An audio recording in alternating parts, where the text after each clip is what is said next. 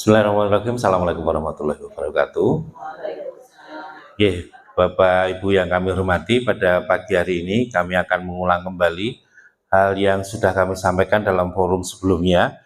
Pun begitu, tanpa mengurangi rasa hormat, sekali lagi saya mengucapkan terima kasih atas kehadiran Bapak Ibu semuanya pada ruangan ini. Dan hari ini, sekali lagi untuk kita akan berbicara tentang budaya positif di sekolah. Sebelum kita masuk ke dalam budaya positif di sekolah, ada beberapa yang perlu kita perhatikan dulu di lingkungan kita. Tadi pagi kita ketika apel juga sudah disampaikan tentang budaya positif di sekolah, untuk bisa peduli dengan lingkungan, peduli dengan keamanan dirinya sendiri, dan keamanan kelas pada pagi tadi apel yang sudah disampaikan oleh Pak Roso.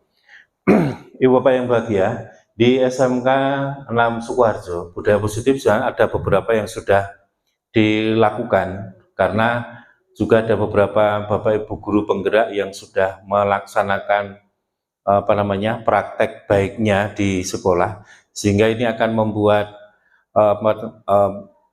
komunitas yang baik. Perkembangan dari budaya positif ini akan lebih bisa dipahami oleh siswa, dan pastinya apabila sudah dipahami, mereka akan melakukan, pastinya akan berpengaruh pada kebaikan pembelajaran dan sekolah pada umumnya. Baik, kita akan masuk kepada pengertian dulu budaya positif. Apakah itu budaya positif? Pada konsep intinya adalah yang tertera di depan.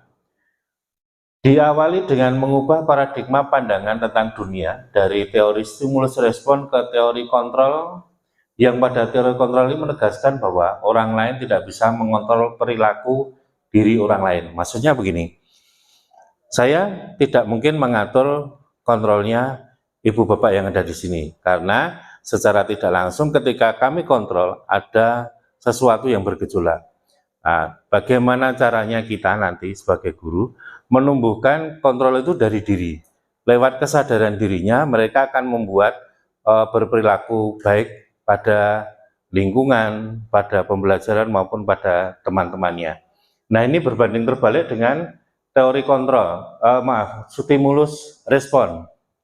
Stimulus respon ini maksudnya begini, misalnya saya lempar bola, ada yang merespon, ada yang tidak. Nah, ini kan perlu proses ya. Nah, pada teori kontrol ini sudah menumbuhkan dirinya. Kalau stimulus respon kan, misalnya Bapak Ibu guru memberikan hukuman, responnya apa? Bapak Ibu memberikan tugas, responnya apa? Ini perlu sesuatu yang perlu kita cermati lebih dalam lagi, bagaimana kita membuat penggunaan atau membuat perilaku kontrol ini bisa masuk dalam diri siswa. Caranya bagaimana? Caranya adalah dengan disiplin positif, yang mana menitik beratkan pada disiplin diri untuk mengontrol diri, serta bagaimana menguasai diri untuk memilih tindakan yang mengacu pada nilai yang dihargai, sehingga munculkan motivasi atau instruksi dari dalam diri. Maksudnya misalnya, sebut saja Indri misalnya. Indri itu seorang bendahara OSIS. Kemudian dia menghilangkan kas OSIS sekitar 400.000. Ketika menghilangkan 400.000, kemudian pembina OSIS Pak Aris menanyakan bagaimana kok bisa sampai hilang. Tapi terus Pak Aris tidak membuat semacam caranya ngene kondo dan seterusnya. Tapi itu diserahkan kembali kepada Indrinya. Terus sekarang kalau sudah hilang, bagaimanakah menurut Indri untuk mengatasi hal ini? Sampai terjadi diskusi, sampai dimunculkan cara mengatasi dari masalah itu muncul dari Indrinya, bukan dari Pak Arisnya. Begitu. Ini maksudnya secara umum seperti itu. Jadi misalnya solusinya adalah Indri akan menabung uang sakunya sampai mencapai sekian, atau 400.000 tadi yang dihilangkan. Tapi dengan konsekuensi yang sudah disampaikan juga oleh Pak Aris, bahwa besok berarti uang sakunya akan berkurang selama 1 bulan untuk mengganti uang kas yang hilang. Nah, ini contoh dari bagaimana siswa bisa memberikan semacam solusi dari masalah yang dihadapi di kelompoknya ataupun di kelasnya. Nah, ada beberapa hal tadi. Kalau kita lihat 3 alasan motivasi perilaku manusia, yang pertama adalah menghindari ketidaknyamanan, mendapatkan imbalan penghargaan, atau menjadi orang yang diinginkan dan menghargai diri sendiri dengan nilai-nilai yang dipercaya. Alasan perilaku yang pertama adalah yang paling rendah, menghindari ketidaknyamanan atau hukuman. Jadi siswa sekolah, seperti yang disampaikan di apel pagi tadi, sekolah ya hanya sekolah untuk menghindari hukuman dari orang tuanya. Anak-anak mengerjakan tugas ya hanya sekedar mengerjakan tugas karena motivasinya untuk menghindari hukuman. Ini perilaku yang sering terjadi, tapi ini adalah kualitas yang paling rendah dari manusia. Coba nanti kita perhatikan atau kita bertanya kepada siswa. Mungkin anak-anak yang ada di sini juga bisa menjawab. Kenapa kamu menjawab atau mengerjakan tugas itu? Karena hukuman, biar terhindar dari hukuman, atau karena tidak nyaman? Itu yang pertama pasti. Apalagi menghadapi guru yang agak keras atau killer misalnya. Kalau tidak mengerjakan langsung push up 100, bubar jalan. Berarti anak-anak mengerjakan tugasnya karena untuk menghindari hukuman. Nah, yang kedua, mendapatkan imbalan atau penghargaan. Jadi anak-anak melakukan sesuatu itu adalah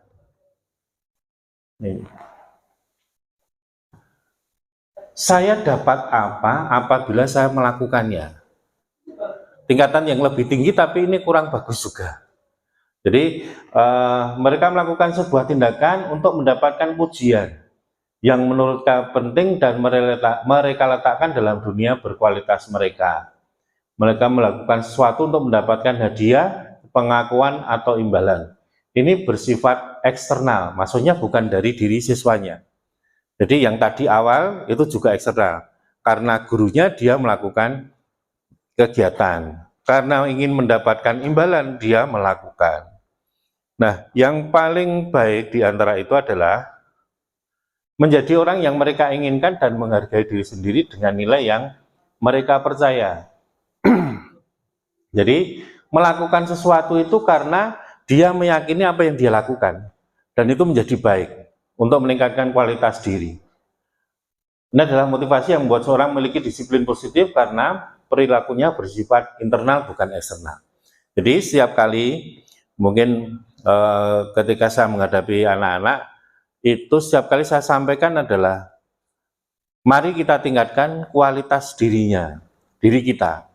Jadi bukan, dulu pernah saya sampaikan, dudu bondo, dudu rupo, ya, tidak harta, tidak juga rupawan yang kita andalkan, tapi adalah diri kita, internal kita, kualitas diri kita yang bisa menghadapi tantangan dalam kehidupan ini. Ini secara umum tentang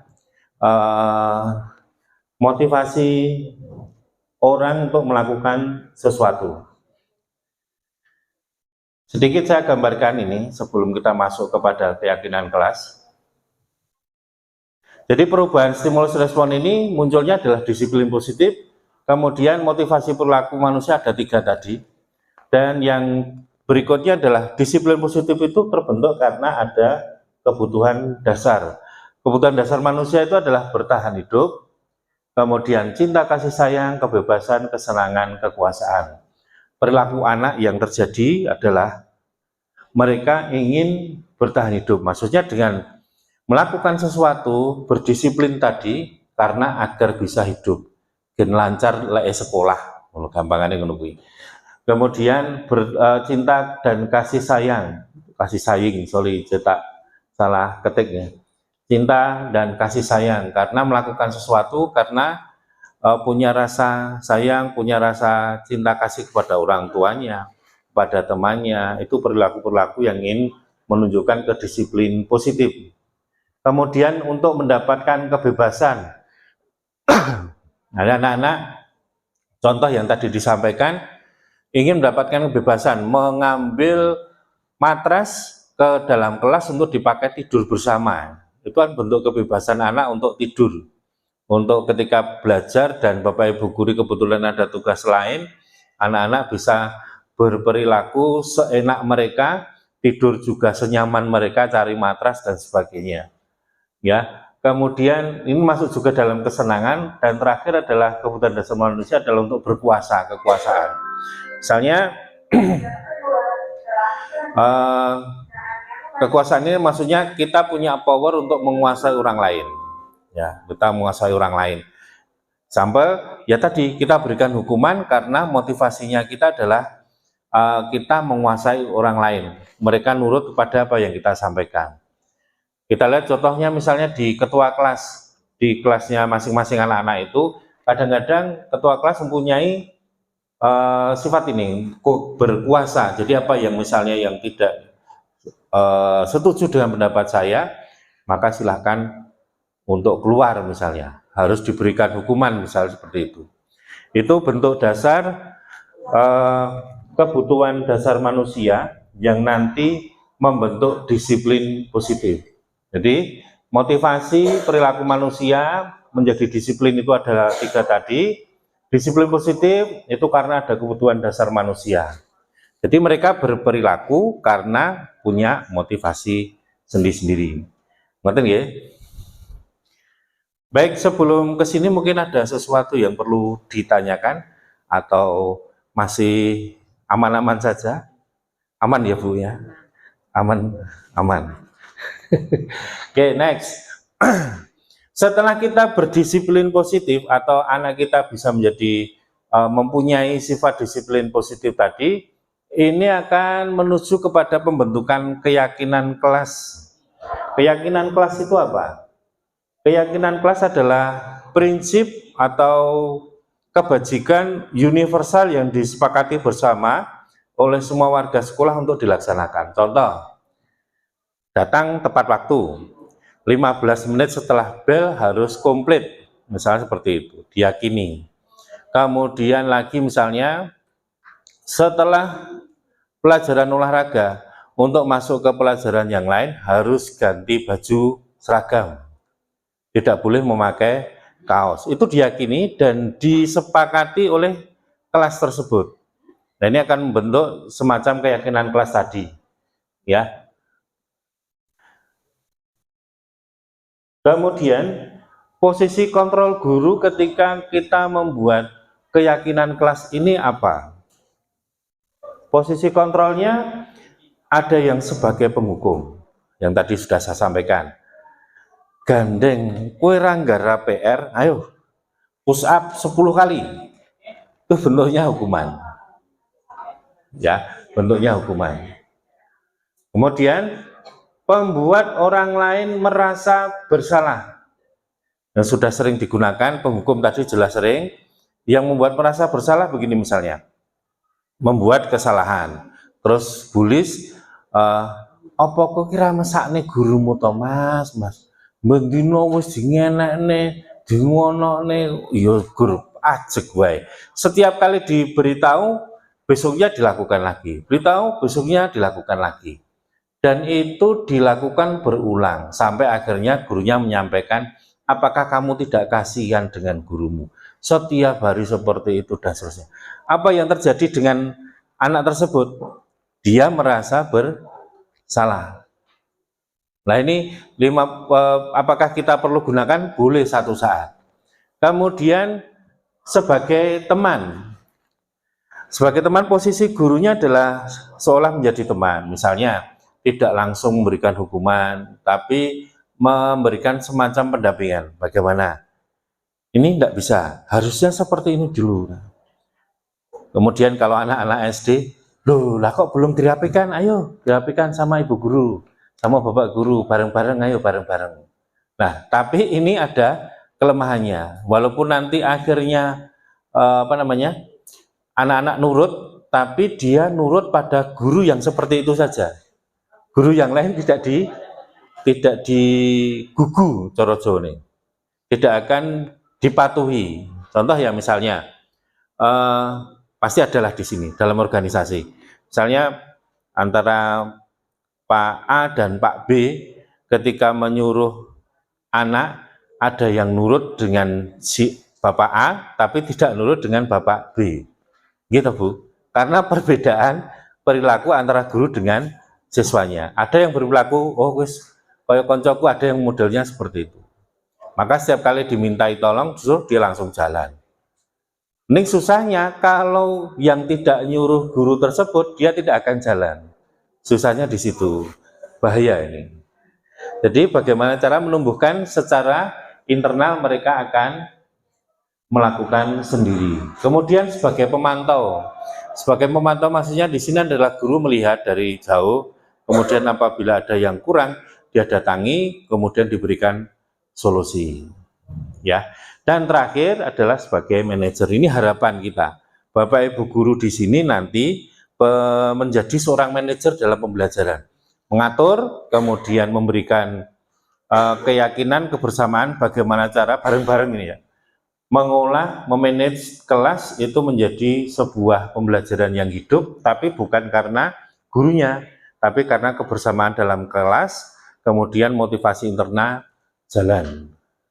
Manajer akan berikan semacam standarnya misalnya, kemudian anak-anak bisa mencapai itu karena bersama-sama, gotong royong dan sebagainya. Dan ini akan bersinggungan juga dengan profil pelajar Pancasila. Oke, next. Berikutnya, dalam keyakinan kelas itu ada namanya segitiga restitusi, yaitu bagaimana menciptakan kondisi bagi murid untuk memperbaiki kesalahan mereka, bisa kembali pada kelompoknya dengan karakter yang lebih kuat. Contoh yang pernah saya lakukan, yang kemarin saya lakukan di sini juga, itu yang ngajar kelas 10 mungkin kenal, namanya Mas Muflih. Mas Muflih itu tiap sudah jam 8 itu pasti tidur. Maka saya panggil kemarin, betul-betul peristiwa dan itu permasalahan karena dia jam 8 sudah tidur, nanti paling cuci muka, berapa menit setelahnya dia akan tidur lagi. Siang apalagi lebih parah. Ya, tapi dia kok suka dengan kegiatan di Rohis. Nah, itu lucu sekali. Jadi setiap kali kegiatan apa, kalau Rohis dia langsung gembregah itu berangkat langsung. Ini satu yang perlu kita dalami. Maka kita ajak ngobrol bareng begitu. Muflih ternyata anaknya membantu orang tua, Bapak Ibu. Dari jam 1 pagi sampai jam setengah 6, hanya kelewatan subuh jamaah, habis itu lanjutkan lagi. Hidup terus, maksudnya melek. Jadi anak pulang sekolah jam setengah 4, kemudian sampai rumah kegiatan aktivitas biasa, sampai jam 8 dia kalau bisa tidur, kalau enggak ya berarti terus sampai dia tidur mungkin jam 10, jam 12, jam 11. Jam 1 sudah ikut bapaknya mengantarkan kopi ke toko-toko sak Solo Raya. Jadi dari jam 1 sampai kadang jam 5 Pak, setengah 6 itu baru selesai. Setiap hari Pak, bayang pun. Jadi kita tidak bisa dipungkiri bahwa anak ketika di sekolah otomatis pasti tidur. Bapak Ibu saja kalau terlambat tidur kan jam 12 itu aja jam 8 sudah. Apalagi siswa dan setiap hari. Satu sisi benar dia membantu orang tuanya, sisi yang lain anak itu dalam mempunyai tugas sebagai seorang siswa. Kemudian saya tanya ulang, lah bapakmu setelah selesai mengantar kopi, apakah langsung bisa istirahat tidur lah? Kamu sekolah? Enggak Pak, bapak juga kerja lagi. Jadi bapak kerja lagi nanti menjadi keamanan di pabrik. Untungnya kalau bapak kan bisa istirahat ya. Soh turu raketang nyolong sedelok begitu. Lah kamu enggak bisa. Kamu harus in, kemudian di dalam kelas on terus sampai jam setengah 4. Itu perlu strategi. Nah, menurut kamu bagaimana? Saya kembalikan kepada solusi kepada siswanya, karena dia yang tahu posisi keadaan di keluarganya. Sampai akhirnya dia membuat semacam usulan akan tidur lebih awal, mengefektifkan waktu ketika dia longgar, istirahat yang pas begitu. Itu salah satu solusi karena memang dia harus membantu orang tuanya. Satu saat saya juga memberikan saran yojo sak mendino, mungkin 2 hari sekali atau bagaimana nanti ngobrol dengan orang tuanya. Karena kalau orang tua mungkin bisa istirahat ketika menjadi keamanan, begitu karyawan masuk semua kan bisa rest, bisa istirahat gitu. Dan akhirnya bisa diterima. Sampai sekarang anaknya agak lumayan, maksudnya terus ora gurtura turu ada saat untuk bisa on. Itu tentang segitiga restitusi dari apa yang menjadi target dari disiplin positif adalah perubahan paradigma stimulus respon kepada budaya positif dibangun, disepakati menjadi perubahan perilaku atas dasar kesadaran hati nurani. Jadi dari stimulus respon menjadi karena kesadaran pribadi anaknya. Betul. Mungkin ada pertanyaan, Bu Nia, silakan.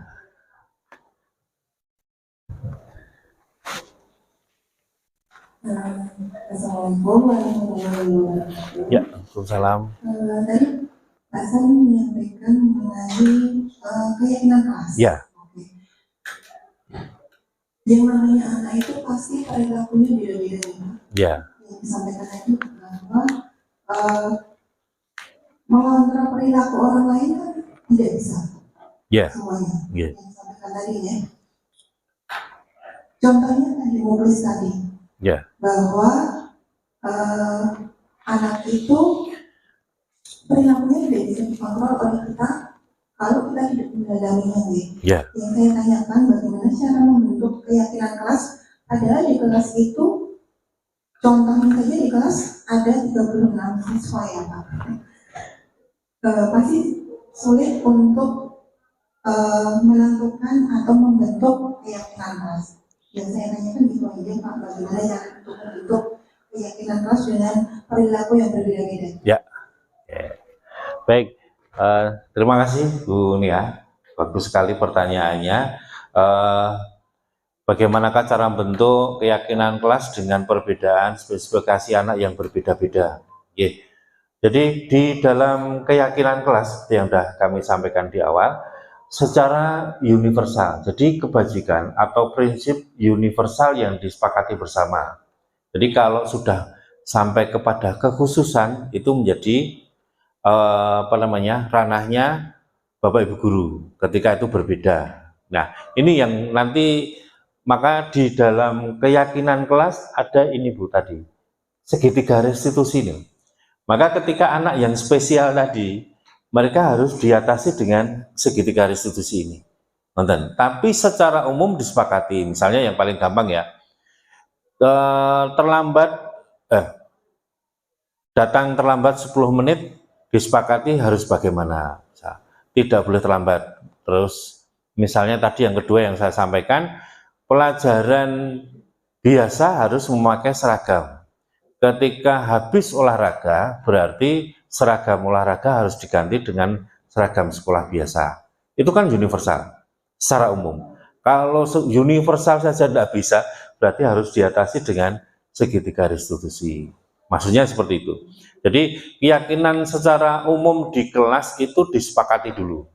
Misalnya selain itu harus mengerjakan tugas tepat waktu. Misalnya seperti itu. Kan yang umum-umum itu kalau sampai umum saja tidak bisa ditepati, berarti ada sesuatu. Maka anak kemudian diatasi oleh Bapak Ibu Guru dengan proses segitiga restitusi ini.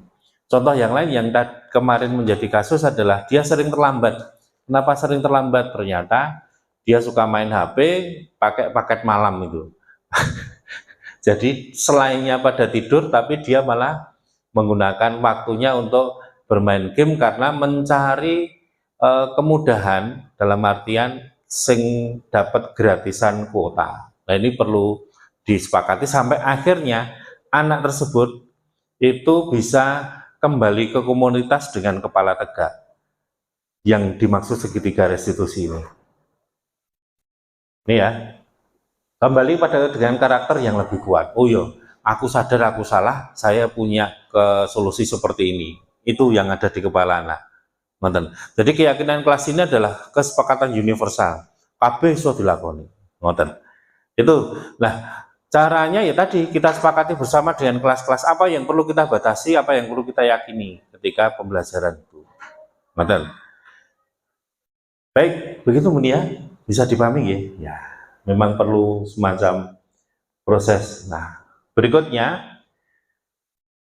mewujudkan peserta didik yang berkarakter pelajar Pancasila dan kompeten dalam ekosistem pembelajaran yang berpihak pada murid. Jadi maksudnya pembelajaran itu bukan lagi karena fokus pada gurunya, tapi berpihak pada siswa. Bagaimana siswa belajar dengan baik, dengan tenang karena motivasi dirinya.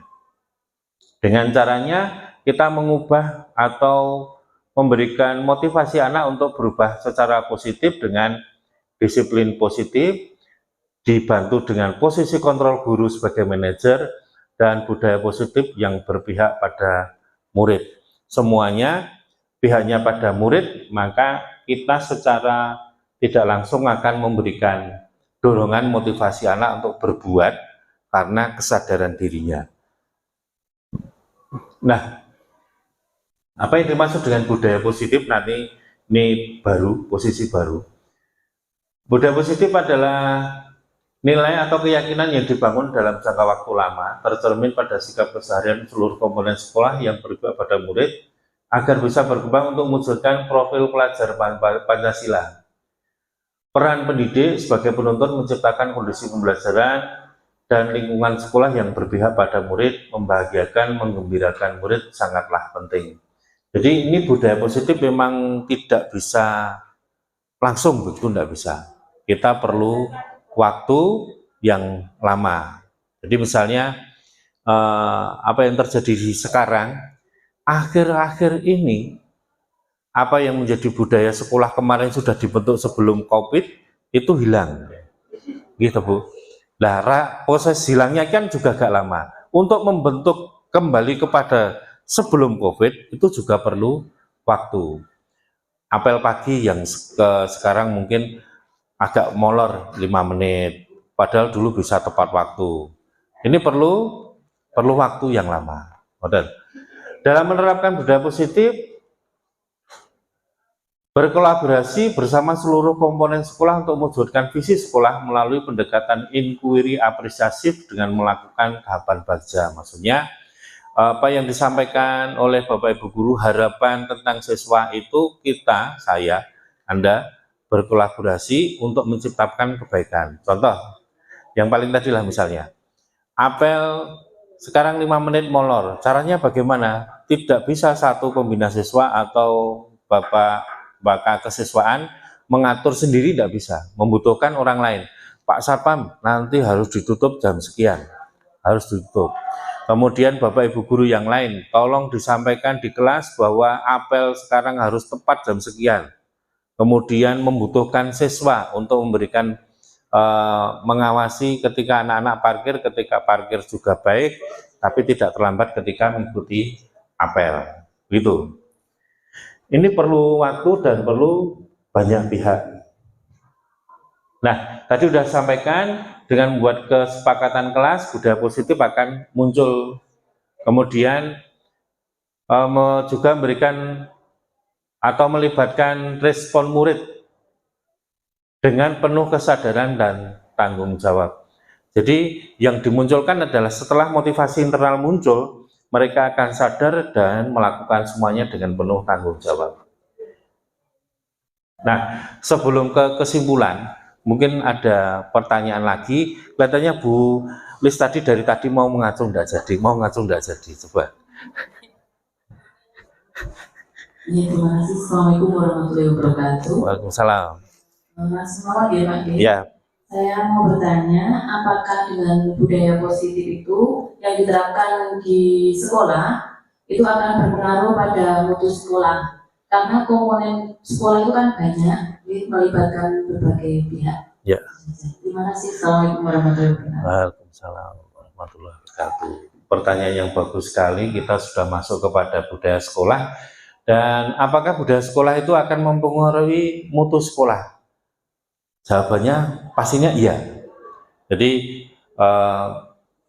Anda bisa lihat sekolah yang punya disiplin bagus, mereka dicari oleh orang. Tidak perlu promosi, semuanya akan datang ke sana karena disiplin positif, budaya positif. Jadi walaupun misalnya agak keras, maksudnya terlambat harus begini, tidak mencapai nilai KKM harus keluar dari sekolah itu. Ada yang seperti itu, Bu. Jadi ada batasan-batasan yang membuat kita mempunyai budaya sendiri lain dengan sekolah lain. Pastinya hal yang itu karena kita adalah budayanya budaya positif, budaya kepada kebaikan, maka akan meningkatkan mutu sekolah. Kita nggak usah ngobrol sana sini, SMK 6 seperti ini, SMK 6 nggak usah. Karena masyarakat kan tahu secara tidak langsung dari kebiasaan siswanya, kemudian apa yang menjadi kebiasaan-kebiasaan di sekolah itu. Oke. Kemudian kita masuk kepada kesimpulan.